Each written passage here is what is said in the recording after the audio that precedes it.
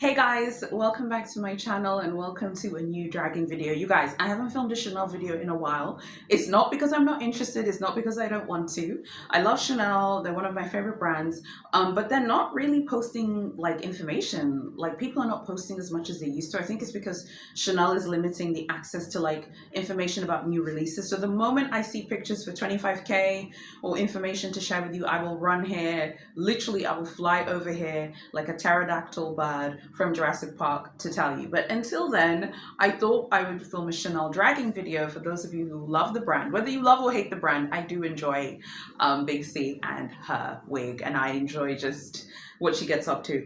Let's start off here at the Avenue Montaigne boutique in Paris. This is the one that's 51 Avenue Montaigne, I believe. It's ridiculous. Me and my friends come to shop. We came with a suitcase. The security guard asked me to stand outside in the cold because my suitcase can't go in the store. It's 5 degrees in winter. This is how they treat their clients. By the way, my friend purchased a 5,400 euro mini Chanel Coco handle. I mean, yeah, you know, this happens at Chanel boutiques a lot. Ever since I've been filming these dragging videos, what I've noticed about Big C is that Big C really does not like when tourists in any part of the world, I think, come to the boutique with a suitcase. Now, I think it's a tough one because me personally, I would never go to a luxury store with a suitcase. And I'm not trying to sound like, you know, I'm special, I'm different, you know, I'm better than this person. But I do think that they really don't like it. I mean, honestly, I can kind of see Chanel's point of view because it's like, it could be a security hazard. It frankly could be a fire hazard.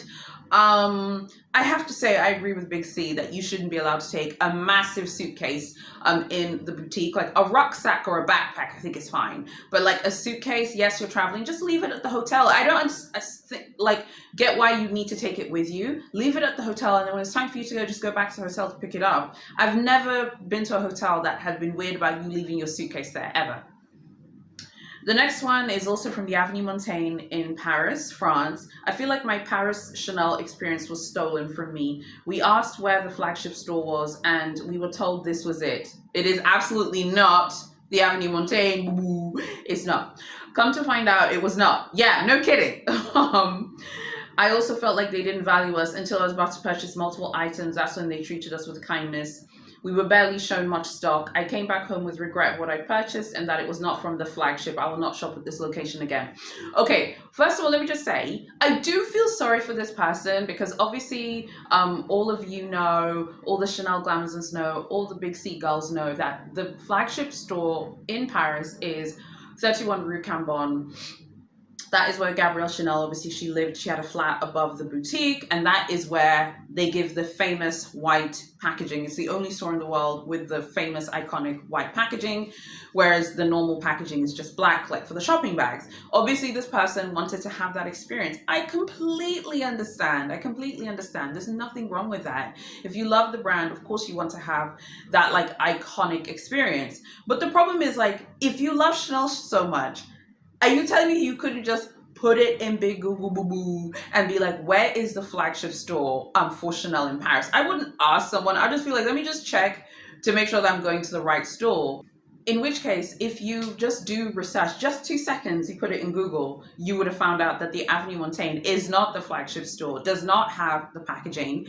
That boutique has also like a vibe where it caters to like really big spenders, whether they are from France or from Europe or from other parts of the world. It does cater to like very wealthy EU customers, very wealthy foreign customers as well. So this is not a place like, I think, to go have that like Chanel Big C experience if you're just buying something small. Probably not there. It's probably better to just go to Cambon, the flagship boutique, so you can get the packaging and you can get that experience. And I feel like the Cambon essays do know that they need to give the girls that experience. People who love Chanel and love Gabrielle Coco Chanel want to feel that Cambon cuteness, honey, those Cambon vibes. You're not going to feel that at the Avenue Montaigne. Here where she says she felt like she wasn't valued until she was about to purchase multiple items. I mean, it's a store.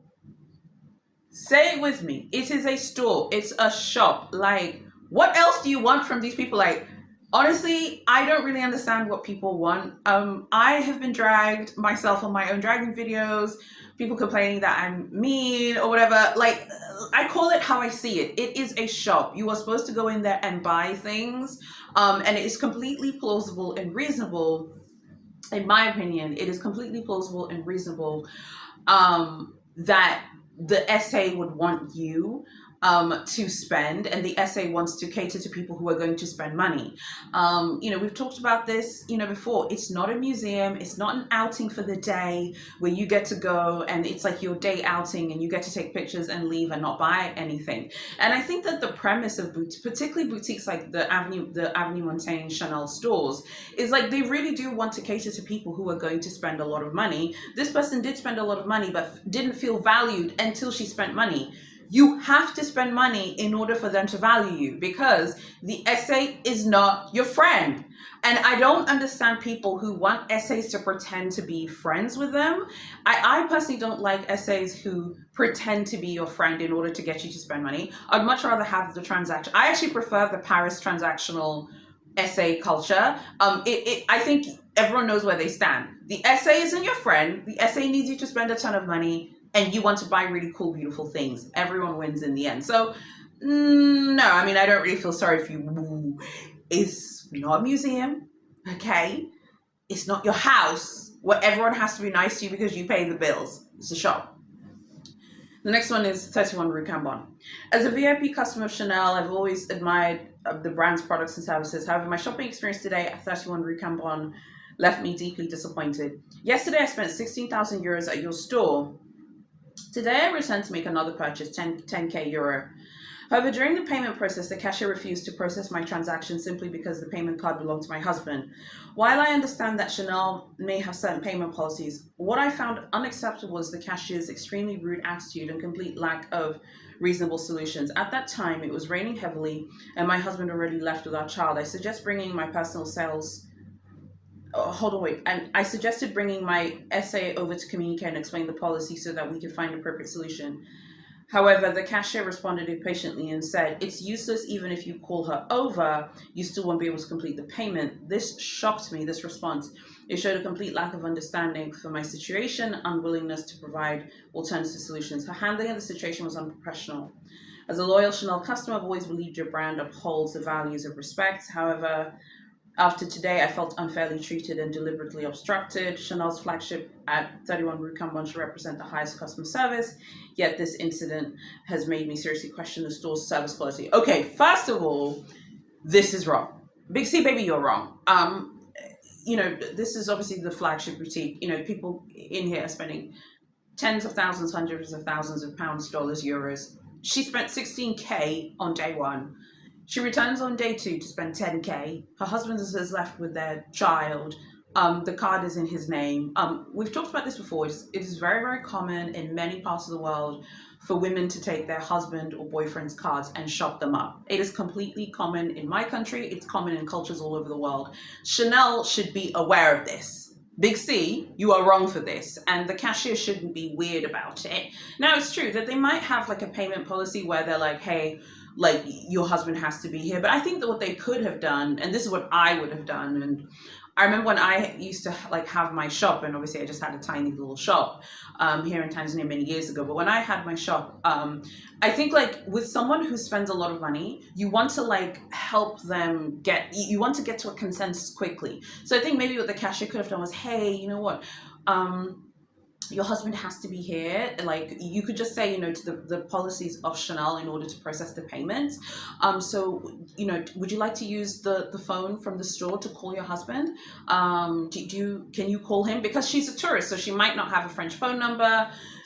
Whenever I go to Paris, I always go and get like a local SIM card so I can call and use the internet. But she might not have that. Be like, hey, do you want to use the store's like landline to call your husband to tell him to come over? You could leave a cash deposit and then you could complete the payment when you come back with your husband. There are ways of doing this where the cashier doesn't come across like an absolute horrible person, but being like, oh, don't even bother calling your SA here, it doesn't matter. Yeah, that's you being slick. Now, I know I'm not a huge fan in these dragging videos when people talk about how much money they spend, because oftentimes the people moaning and whinging about treatment have not spent enough money. I'm sorry, and we know it. However, this person is clearly a top spender. 16,000 on day one is a lot of bread. To come back the next day and spend 10 bands is a lot of bread. She spent 26K in 2 days as a tourist at the flagship store. She should have been treated better. Big C's wrong for this. When Big C's wrong, baby, like I will stand up and say Big C's wrong. Okay. Um, uh, okay, this one is the Chanel at, I believe, the Faubourg Saint-Honore Chanel, which is just opposite Big H and next to Cartier, Faubourg Saint-Honore. Came here very excited to see the new Chanel 25 bag and receive the West service. It's understandable that some bags sell quickly. It's totally fine to disclaim that to customers. However, an arrogant essay made us feel very uncomfortable with a passive aggressive tone. I've been to the shop multiple times and this rudeness was very much unexpected from this location. Again, it's unfortunate, but and I know people are like, I hate that bag. Who wants to buy the Chanel 25 bag? Let me stop you right there, boo-boo. The girls are buying the bag. The girls are buying the bag. The girls love the bag. The bag was sold out. I think that, again, it's just one of those things where it's like, I just feel like shopping in Paris. Like, I love shopping in Paris because the inventory and selection tends to be really great. And there's so many high-end stores to choose from. There are a lot of boutiques you can go to as well. But the essays in Paris are pretty cold. And they don't really care, in my opinion, my experience. Parisian luxury essays are very cold and are not really interested in trying to connect with tourist customers. And I think it's because they know you're basically not going to come back. In fact, I would go even further. I would say that Parisian luxury essays kind of feel like, well, this is just a tourist, so like they're not going to come back. I can't really build a relationship. They're not going to be shopping every month with me. So I don't really want to put too much of an effort. The person came in to ask about the 25s. They're never going to come back here again. So I'm going to clap back at the person. It's not necessary, but I think that's like why people experience a lot of this like rudeness. The next one is from the Chanel boutique in Milan at Sant'Andrea. We visited this Chanel in Milan at least half an hour before the store is due to close. We were told on this occasion they're too busy. If I don't have an appointment, I can't be seen. I would completely understand if this were not for the fact that there were 4 to 5 essays standing at the counter talking amongst themselves, clearly not serving customers. I was looking for a special birthday gift and ready to purchase a bag. Maybe I didn't look the part, whatever that part may be. All I can say is, on reflection, I was so glad I didn't choose to spend my money with a company that has this ethos. I'll never shop with Chanel again. I think it's unfortunate to be like, I'll never shop at Chanel again. But the reality is, this is Milan. Milan is the fashion capital of Milan is the fashion capital of Italy. It is also the economic hub of Italy as well. All of the luxury boutiques in Milan, ever since I've been filming these dragging videos, people complain about every single brand that has a Milanese flagship or a Milanese store, whether that's Big LV, Big H, Big C, homegrown brands, because obviously Milan is the home of Versace, it's the home of Prada, it's the home of Big Moschino, honey. Everyone complains about shopping in Milan, and I think it's because it's just so competitive. Because like I said, it's the economic hub of Italy. It is the fashion capital of Italy, and you have super wealthy Italians who shop at the Milanese boutiques, and it is very, very, very popular with the top spenders from the Middle East and from Asia. So there's just a lot of competition. So it's like, again, not saying it's right. Okay, before some of you have a moan and a whinge at me, I'm not saying it's right, but I'm just stating the reality of the situation. I would make an appointment. I've never been to Milan before. I would love to go to Milan, Rome, and places like that. But honestly, for brands like Big C, I would make an appointment. And you know me, guys, I'm not the appointment girl. I do not like making appointments. But honestly, I would just make an appointment and get it over with, me personally. The next one is the Chanel boutique at the Marina Bay Sands shopping center in Singapore. Today we had a horrible experience at the Chanel boutique in Marina Bay Sands. We went here because I bought a set of Chanel pearls that got black marks from the Chanel pouch that it was in. So I wanted to know if they can fix that for me. Upon arriving, nobody was there, so we're waiting for the. Oh no! So we asked the lady receiving if they could do something about the pearls. We showed it to her outside the boutique. She said yes, they can replace the damaged pieces free of charge. We're happy to hear the reply and said we'd like to go in. She said we cannot go in and have to make an appointment because all the SAs attending to other customers. We asked, can't we go in and just drop the pearls? She vehemently said no. We said we did not want to wait another hour, and then we left.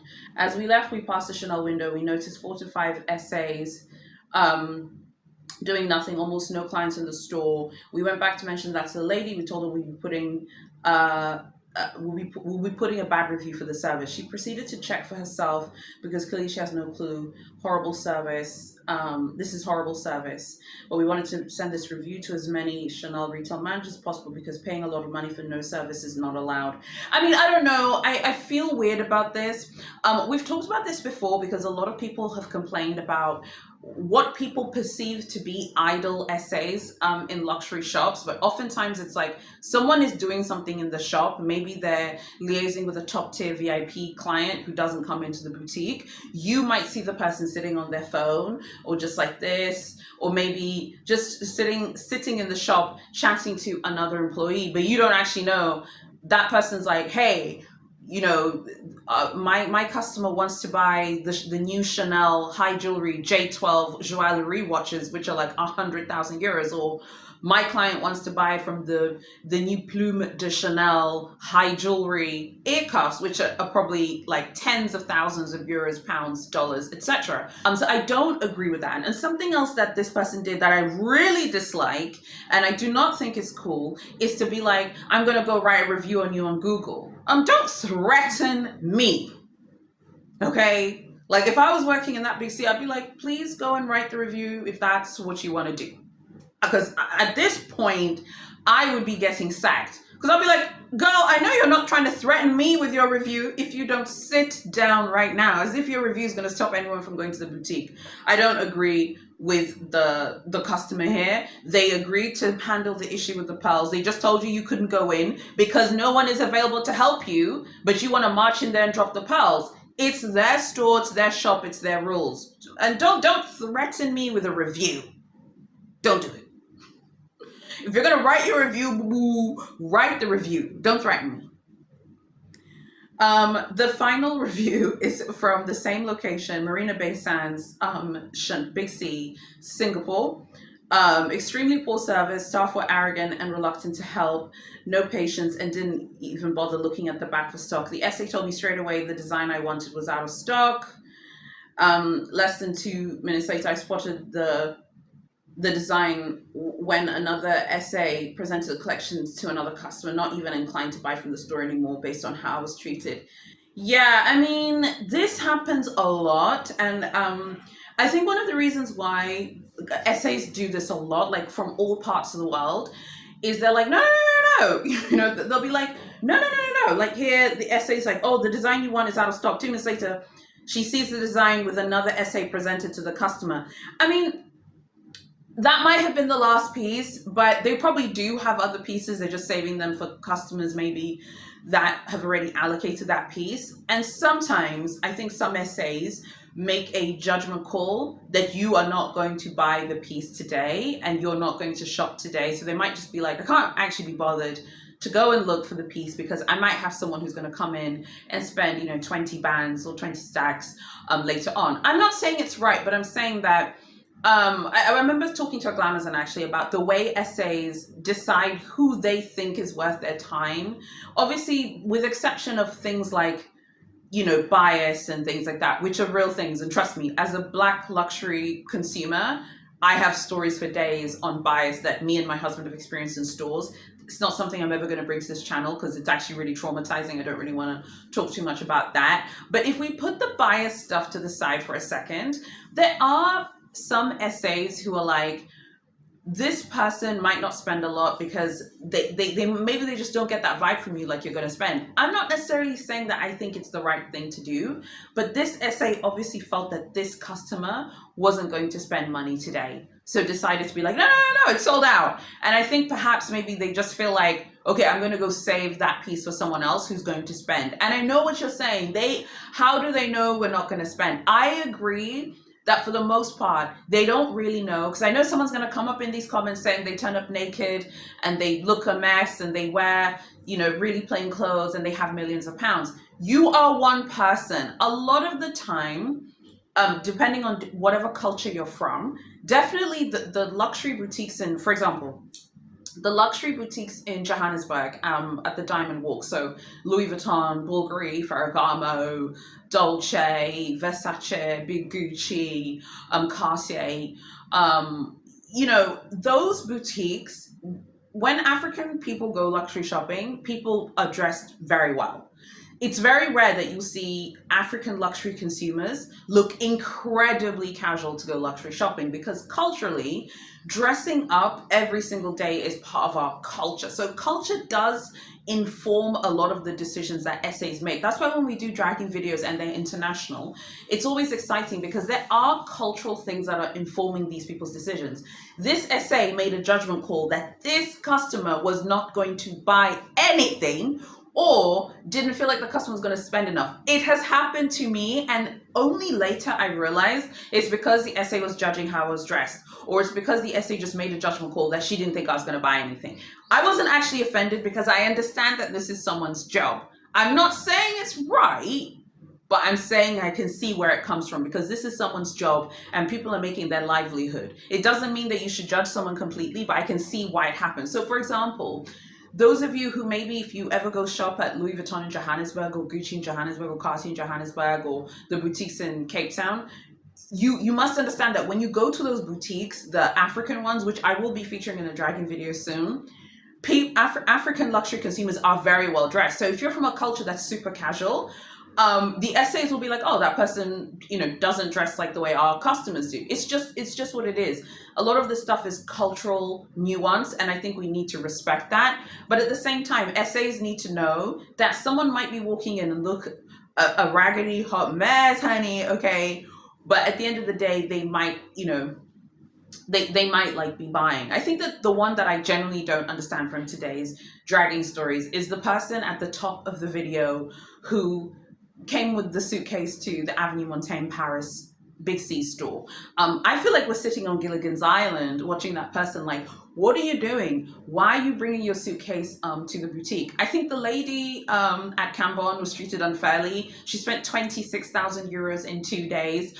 She didn't deserve to get dragged. That's a good chunk of change. There are people who spend more than that, yes, but that is an astronomical, fantastic sum of money to spend very quickly in 2 transactions. That's not 26,000 euros across 6 months. That's 26,000 euros across 48 hours. That's a fantastic, astronomical sum of money. She should have been treated better, for sure. Okay? Tell me what you think about this dragging video. If you love Chanel, tell me what you think about everything. Like, comment, share, and subscribe, and turn on notifications. Double check that you're still subscribed. Sometimes YouTube will unsubscribe you. I'd love to know what you think about everything. God bless you guys, and I'll see you very soon in my next video.